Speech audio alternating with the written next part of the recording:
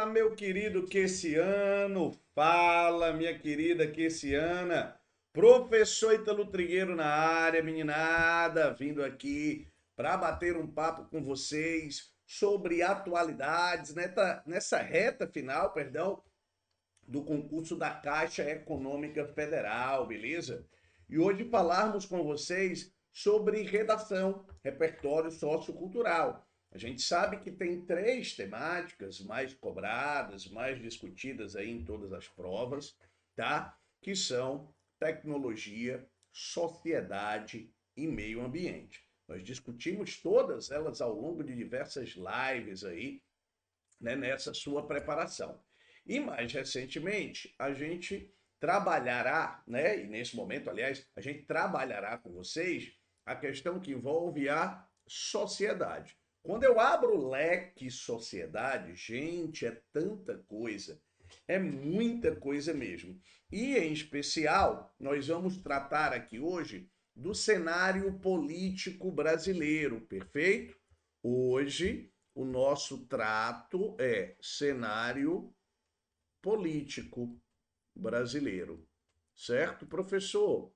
Em que ponto esse cenário político 2024 pode afetar aí, né, a nossa condição social? O que é que pode aparecer numa prova, beleza?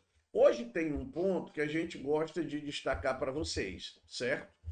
Essa pauta política, ela é interessante para que a gente possa entender a paisagem política do Brasil. E a paisagem política no Brasil, nos últimos anos, ela gerou diversos desafios para a gestão, sobretudo de quê, Trigueiro? Da política econômica do país, ok? Política econômica do país. Muitos desafios a gente enfrentou nesses últimos anos. Há uma radicalização, né, na política, e isso já não é novo, entre o que a gente vai chamar de governo e oposição, e essa radicalização, ela gera para a gente, tá, prejuízos, né, incertezas. Radicalização entre governo e oposição, tá? Gera muitas incertezas, inclusive da nossa política econômica.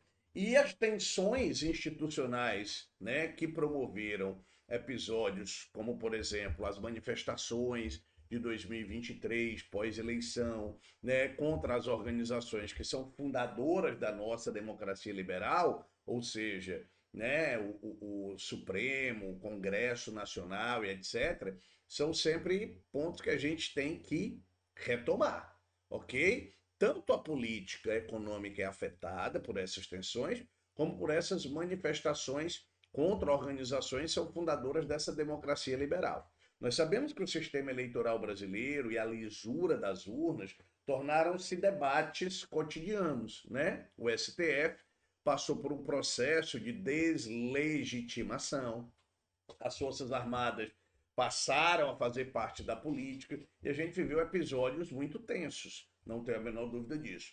O Brasil viveu episódios de violência política, né, de transição de um governo muito tumultuado, o que culminou, de certa forma, ali com a invasão de 2023, né, da Praça dos Três Poderes. Sobre o olhar estritamente político, o desafio de 2023 era reconstruir a base política do centro, né? Marca da chamada era de ouro da política, entre 94 e 2014, o Centrão estava de boa, e recentemente a gente está tentando recuperar isso. Só que a agenda econômica, ela sofreu consequências desse ambiente político turbulento.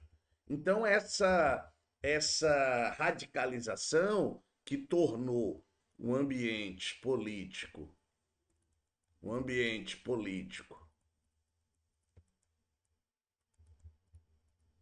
tumultuado, tumultuado no território brasileiro, tá?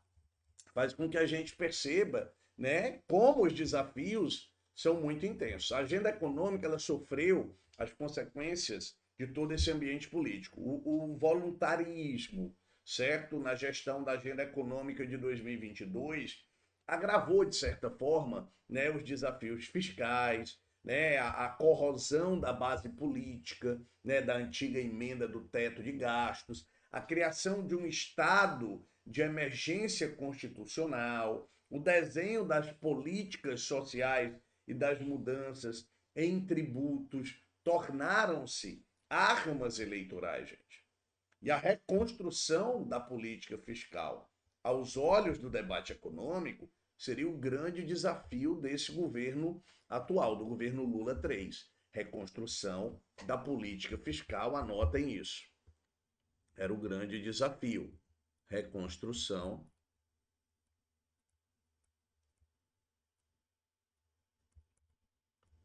da política fiscal. Ok? Essa reconstrução dessa política fiscal, né, que seria aí a grande articulação do governo, indica de certa forma que o governo respondeu a esse desafio com duas realidades. Quais foram as duas realidades? Aqui, dessa reconstrução, saíram o arcabouço, né, o arcabouço fiscal, ok? O arcabouço fiscal, no caso, né, teve até uma certa aceitação interessante, e a chamada PEC de transição. PEC de transição, ok? Quando a gente avalia isso, né, de uma forma mais direta, a economia política, né, da política radicalizada, ela gerou para a gente uma estratégia fiscal com expansão real de gastos públicos e uma regra para o controle. Então, ela gerou meio que uma coisa, de certa forma, de contrapeso. Tá? Vamos pontuar assim. 2023 serviu de quê? Serviu para minimizar o risco de um quadro muito pessimista para a economia brasileira. Pelo contrário, 2023 a economia brasileira cresceu. 2023 o Brasil voltou ao ranking das 10 maiores economias do país, correto? Das 10 maiores economias do mundo, né? O Brasil voltou para o 9º PIB, e se tudo, né, caminhar como se acredita, o mercado, as instituições, as organizações, o Brasil passará a Itália no ano que vem e voltará a ocupar a 8ª posição que ele já ocupou por algum tempo nessa história. Então, a avaliação dos riscos políticos para esse novo ciclo econômico foi muito contaminada pela eleição. E aí o descrédito era muito grande, né? As visões que eram mais, como é que eu posso chamar, pessimistas, vamos dizer assim, elas ignoraram uma coisa que tem sido feita, que é o pragmatismo dessa nova equipe econômica. E especialmente os sistemas de freios e contrapesos, ok? Com seus alarmes, né, de incêndio que a gente viu aí. Uma escolha que trouxe ali, né, uma certa preocupação foi a escolha do Fernando Haddad, certo? Como ministro, né? O Fernando Haddad era uma incógnita. E aí, vai vingar? Não vai? Só que a gente tem visto, né, que o Haddad ele tem construído uma relação política, vamos dizer assim, com as lideranças parlamentares que, de certa forma, escapa aos problemas da gestão de coalizão de governo. Reforma tributária de consumo foi aprovada no Brasil, né, o que deve resultar em um choque positivo para a economia brasileira. O que já apareceu, né, nos movimentos das agências de rating, né, a Standard Poor's, a Flint, a SP, que eleva a classificação do Brasil, igualando, né, com algumas outras agências, mas ainda tem desafios, ok? O desafio maior de 2024 no plano político é dar consistência temporal à chamada estratégia fiscal. Ela está ancorada onde, Trigueiro? Na chamada recomposição das bases tributárias. Em um sistema partidário, né, de maioria de centro-direita, isso fica algo muito complicado. Há uma tendência natural das casas legislativas do Brasil, né, de ir numa direção contrária, às vezes, à estratégia do ajuste fiscal, por conta das receitas, etc. E isso pode gerar uma preferência por desoneração tributária real. E aí a gente tem que lembrar disso. Inclusive, por falar nisso, a gente vai lembrar aqui, né, de uma MP, de uma medida provisória que está repercutindo muito aí, beleza? Que foi aprovada, se não me falha a memória, em abril agora de 24, que é a medida provisória 1202/2023, que trata de quê, professor? Que determina a chamada reoneração gradual da folha de pagamento. Reoneração gradual da folha de pagamento. Ok? Da folha de pagamento.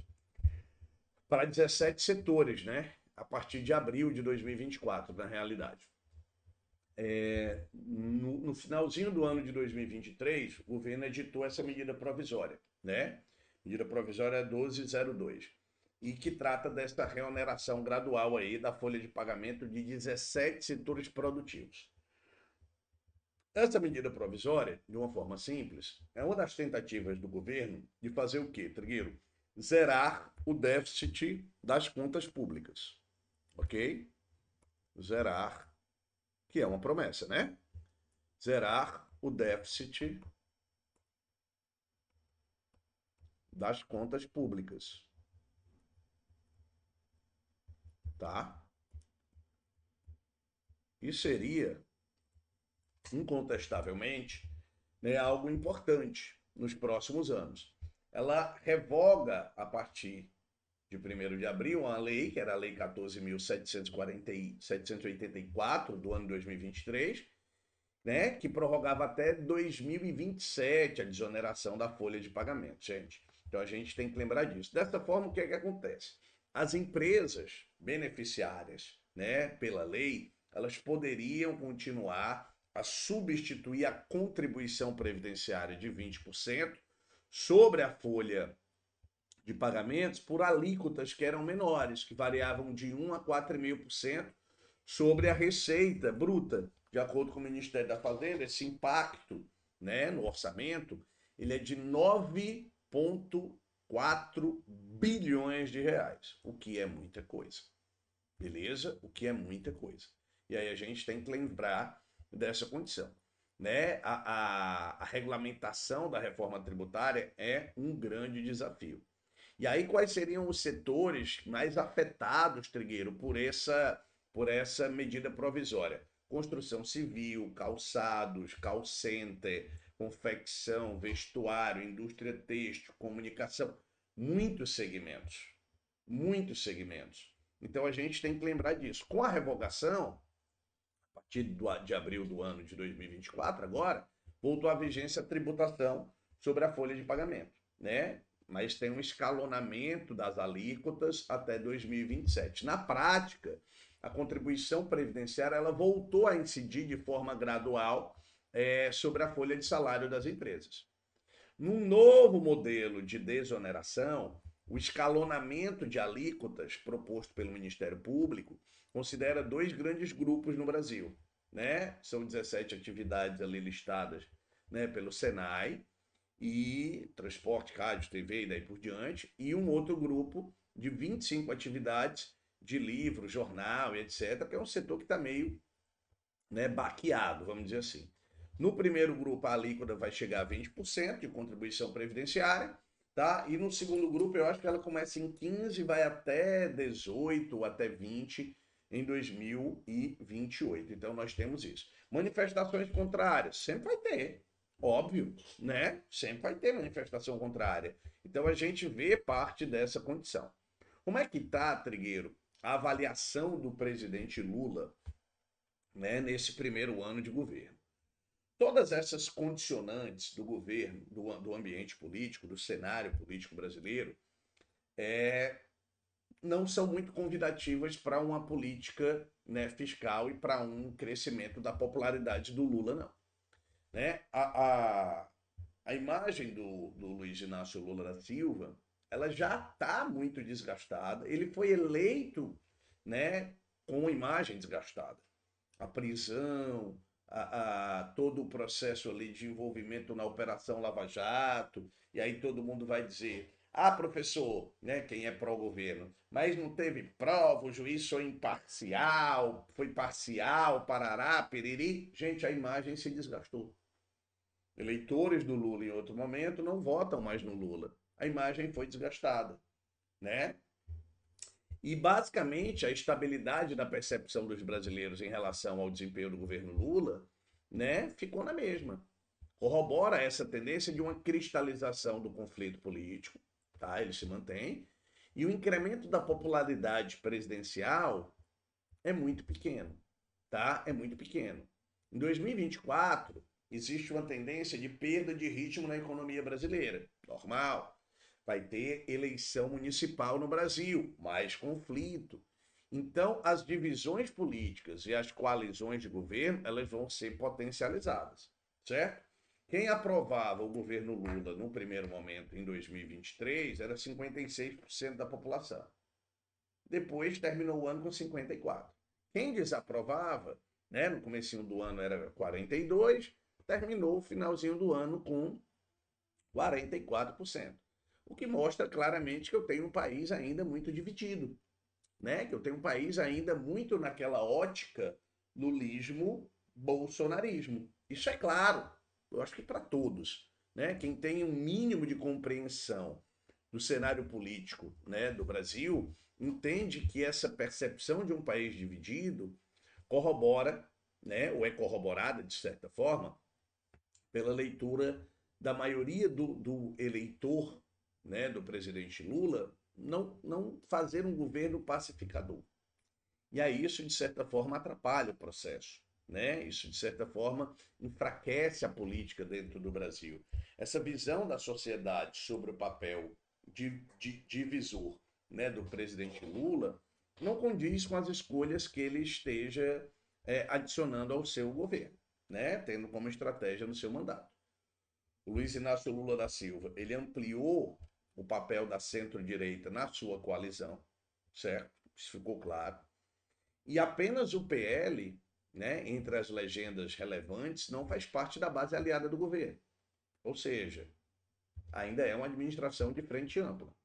Então, a paisagem política esperada para 2024 é a repetição do modo operante centro-direita na base do governo que o Lula fez por muito tempo, né? Mas não dá apoio natural à agenda do governo, certo? Não garante ao governo, por exemplo, que ele tenha apoio nos decretos, nas medidas provisórias, né, nos vetos derrubados. Então a gente tem aí uma certa, né, um certo conflito. A rivalidade que hoje eu acho que é mais clara dentro do cenário político brasileiro é entre o presidente Lula e o, e o Lira, né? É entre o Lula e o Lira. Então essa rivalidade ela é muito clara. A relação de rivalidade e de cooperação ela existe, né, entre o presidente e as lideranças do legislativo, né? Mas essa disputa ela é muito viva, ela é muito clara, certo? O Pacheco e o Lira, né? O Arthur Lira e o Rodrigo Pacheco, eles precisam construir os projetos eleitorais deles no campo da direita. O Lira mais extremo e o Pacheco mais centro, né? Então a pauta legislativa dos dois deve incluir itens, por exemplo, que sejam distantes das preferências do atual governo, como, por exemplo, a reforma administrativa e a proibição do pleito, né, da reeleição.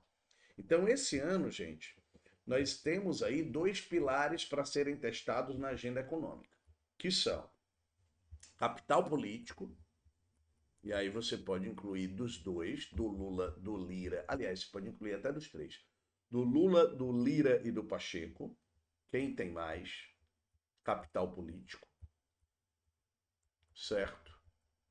Quem tem mais capital político e, né, a gente sabe que a blindagem política também deve ser feita. Uma blindagem política para que isso não afete a imagem do presidente. Né? O capital político para realizar os ajustes necessários para concretizar a estratégia fiscal desenhada pelo governo, né? Primário zero, e a blindagem política, por exemplo, sobre reforma tributária, né? Votação legislativa, né? Complementar de PEC. Então, isso tudo é cenário. Há riscos relevantes de que as condições políticas no Brasil elas resultem de um gradualismo ainda mais lento, de uma acomodação do endividamento político, né, do endividamento público, melhor dizendo. O governo deve entrar aí numa percepção de um risco mais elevado, os parlamentares estão muito ávidos para executar emendas do ano eleitoral, e a gente teve um baque agora muito grande, em especial, né, para o Rio Grande do Sul. Ou seja, dá uma mornada na coisa. De certa forma, né, tentar olhar para o Rio Grande do Sul pode ser uma vantagem, né, para o governo Lula nesse ano de pleito, né, dar uma olhada, né, queira ou não queira, o governador já perdeu força do Rio Grande do Sul, então nós temos parte disso. Desafios legislativos do governo no Brasil hoje, gente, quais são? Né? A gente sabe que eu tenho eleições municipais. Então, ano de eleição é sempre um desafio. Eleições municipais. Já começaram os arranca-rabos dentro dos partidos. 2024, né? O cenário é cenário complicado. Isso não deixa, né, o governo tão instável, mas de certa forma pode até fortalecer a base dele, mas que é complicado tá? O governo tem ainda, né, que encaminhar ali o IVA, o Imposto do Valor Agregado, regulamentação dos setores que a gente falou, Ministério Público, a medida provisória também do novo regime automotivo, PL de fake news, ó, anota isso daí, PL de fake news, tá?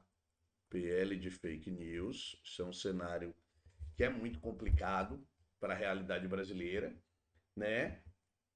E ainda tem aquela PEC que proíbe militar ativa de se candidatar nas eleições, né? Então, todas essas medidas, elas vão exigir do governo Lula, dentro do Congresso Nacional, muito jogo de cintura, que ele talvez não tenha tido em 2023, certo? Existem ainda, além desses dois pontos que a gente já está destacando para vocês, conflitos na base governista, tá? Conflitos na base governista. É um ponto que a gente tem que levar em consideração, ok? Apesar do holofote, vamos dizer assim, serem naturalmente virados para Brasília, a máxima de que toda política é local, ela está sendo colocada em prova agora, em 2024. Né? Então, há diversos políticos relevantes hoje, dentro do cenário nacional, que, a despeito de serem aliados na esfera federal ou não, podem se transformar em rivais. Um dos principais exemplos, disputa da Prefeitura de São Paulo, em que eu tenho vários pré-candidatos, e São Paulo é sempre algo muito importante, que possuem apoio de diferentes aliados da base governista. Então, por exemplo, Guilherme Boulos, apoiado pelo presidente Lula, ok? Tabata Amaral, apoiada pelo vice-presidente Geraldo Alckmin, ok? O, o Ricardo Nunes, né? Ricardo Nunes, ali do MDB, ele, de certa forma, né, tem ali três ministérios importantes: planejamento, cidades e transporte, certo? Ou seja, eu tenho vários desses exemplos. Há outros exemplos de aliados do governo cujos interesses locais são rivais, contrastam. Exemplo, o Arthur Lira e o Renan Calheiros, em Alagoas, né? O Davi Alcolumbre e o Randolfo Rodrigues lá no Amapá, certo? Então, tem ali um certo conflito. E para os partidos políticos, a eleição é mais importante, tá? Sem dúvida nenhuma, é dos deputados federais, para a construção de uma bancada forte, né, na Câmara. Mas as eleições municipais também são importantes, porque ela pode alavancar futuros candidatos a deputados federais, correto? Ela pode alavancar esses indivíduos. Outro ponto que a gente não pode nunca deixar de falar nesse atual governo é do Banco Central, tá? É do Banco Central, né? É outro desafio. E eu não vou chamar de rivalidade, mas o imbróglio, a rusga entre o presidente Lula e o presidente do Banco Central, o Roberto Campos Neto. Ok? O Roberto Campos Neto. Tá? Então eu tenho ali uma rusga, né?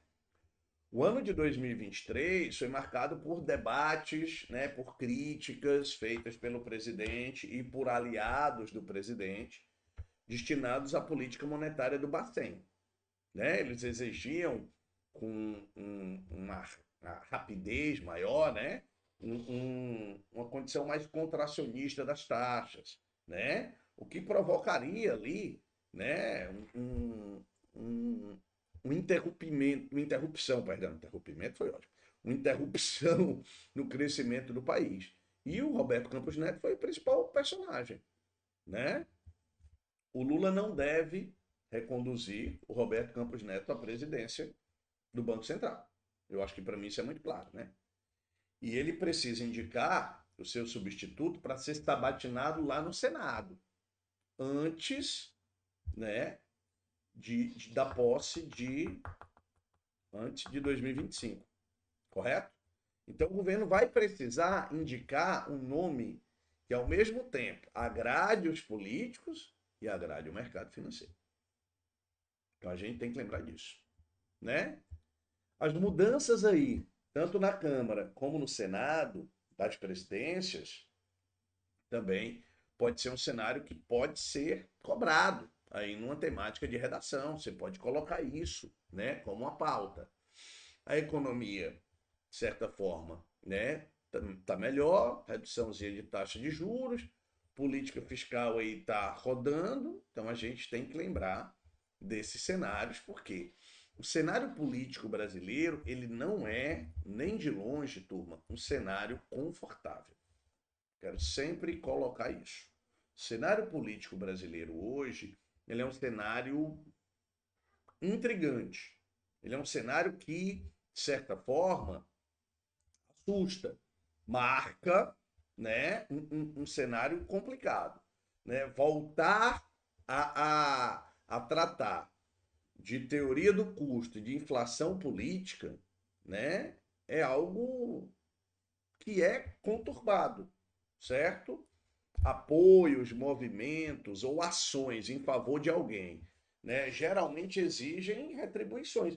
E o governo Lula, ele faz isso desde a primeira vez que ele foi eleito. Isso é inquestionável, certo? Talvez a troca de comando hoje no Senado e no Congresso, né, seja o maior desafio, tá? Seja o maior desafio do governo. Não sei até que ponto, né? Não sei até que ponto, mas é um desafio que chama muita atenção. Essa conta vai ter que ser paga por alguém. existe um cenário extremo, né, do que a gente pode chamar de pauta bomba, ou das pautas bombas do Congresso. E essas pautas bombas, tá, elas são muito claras, né? Teve uma certa piora aí no cenário, né, político recente. Há um processo complicado na economia internacional que pressiona a equipe política e econômica. E os últimos dias, por exemplo, de abril, não foram fáceis, né? Mas há tentativas de um equilíbrio disso, ok? Há tentativas de um equilíbrio disso. Mas, como eu disse, nem de longe a situação é confortável, certo? Nem de longe a situação é confortável. Então, eu tenho parte desse cenário como sendo um cenário muito complicado, tá? Muito complicado. Quando a gente pensar hoje, né, o governo tem uma outra pauta que são as greves, né? As greves, opa, deixa eu voltar aqui, as greves nas universidades federais, nas universidades federais. Moçada está em greve. Professor, e aí? O governo tem que bater um papo com a universidade, né? O governo tem que chegar junto, tá? As greves das universidades federais, elas são nada mais, nada menos do que um reflexo, né, de uma falta de tato e negociação ultimamente que a gente tem visto, né? O Ministério da Gestão e da Inovação em Serviços Públicos, o MGI, né, ele está tentando algumas reuniões aí com os sindicatos dos docentes, né, da SANDES, eu acho, né, Sindicato Nacional dos Docentes das universidades, das universidades federais, para tratar de algumas reivindicações, né? O fórum de negociação ali é uma mesa muito específica, muito temporária. Então a gente tem que levar isso em consideração. As greves podem afetar as eleições, Trigueiro? Pode. O que é que aconteceu? Né? O governo federal ele ofereceu um reajuste, tá? Que é um reajuste de 13% até 31% até o ano de 2026, certo? E a proposta ela vai considerar diferentes níveis salariais, carreira e daí por diante. A proposta, né, que tinha sido feita é que os que ganham mais receberiam um aumento de 13,3% até 2026. E os que ganham menos receberiam um aumento de 31% até o fim do governo, né, do senhor Luiz Inácio Lula da Silva, né? 26 também. Então, nenhuma parte dessas, né, ficou agradável. Os professores não aceitaram, né? Eles disseram que o salário está defasado e que o aumento deveria ser de pelo menos 23% de aumento para quem ganha mais e 43% de aumento para quem ganha menos, né? E esse reajuste já teria que ser feito em 2023, ou desculpa, 2024. Isso significa uma recomposição de toda a inflação prevista, né, para todo o governo Lula, que é de 15%, só que os professores querem, né, esse aumento em um ano. E isso é difícil para o governo. Então, hoje eu tenho 50 universidades em greve. Tá? 50 universidades em greve. Ano eleitoral, gente, é ano que vai ter greve. Não tem a menor dúvida. O que é que os professores reivindicam, né? Além disso, tá? Além do aumento, é claro, melhoria na infraestrutura das universidades, né? Construção ali de novos centros, tá? Debater a carreira, né, dos docentes, dos técnicos administrativos e daí por diante, e equiparar, né, algumas condições salariais. A gente tem aí greve em todas as 5 regiões do país, tá? E é um desafio para o ministro, né, do governo Lula que é um dos ministros mais bem avaliados, que é o ministro Camilo Santana, né? Então a gente vê parte dessa realidade. No finalzinho de abril, né, essa proposta ela soou muito ofensiva, tá? Os professores, né? Para a moçada da universidade. Então eles disseram, né? Muitos disseram, olha, a educação é dita no discurso do governo que é algo importante, mas na prática o governo não está tratando, melhor dizendo, a educação como algo importante, né? Ele não quer atender às reivindicações, certo? E aí a gente tem que entender, né, que esse ano é um ano muito tenso para o governo. Se, né, os servidores conseguirem um aumento, a gente sabe que o deslocamento de verba vai ser muito grande.